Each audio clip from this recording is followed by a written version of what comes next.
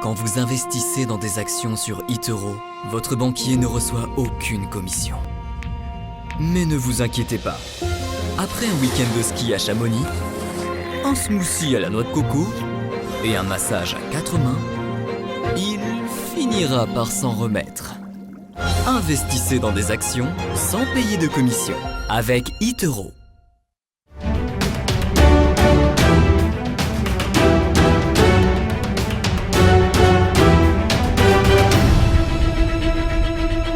On va s'intéresser aux jeux vidéo avec la société Ubisoft.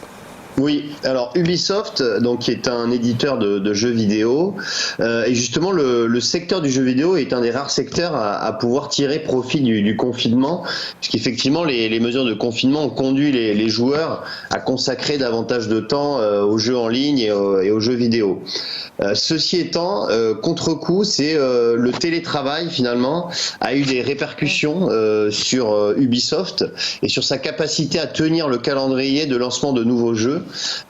Et le lancement de nouveaux jeux, c'est bien évidemment le nerf de la guerre pour les éditeurs de jeux vidéo.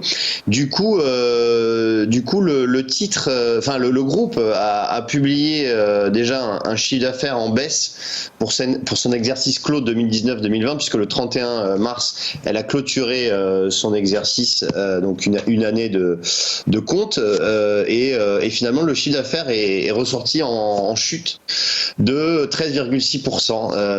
Donc un chiffre d'affaires à 1,6 milliard d'euros.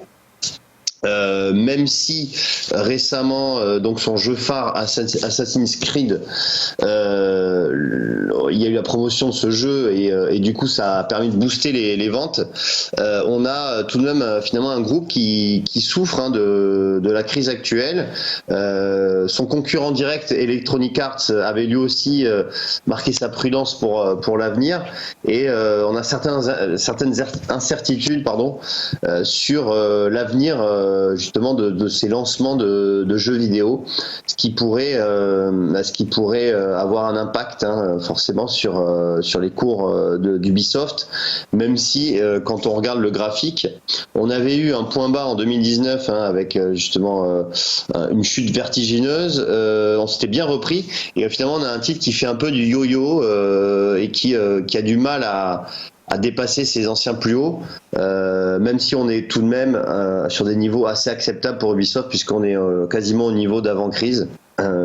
Crise Covid-19 bien sûr. Voilà, par conséquent un titre qui pourrait encore avoir des variations en dents de scie dans les prochaines semaines.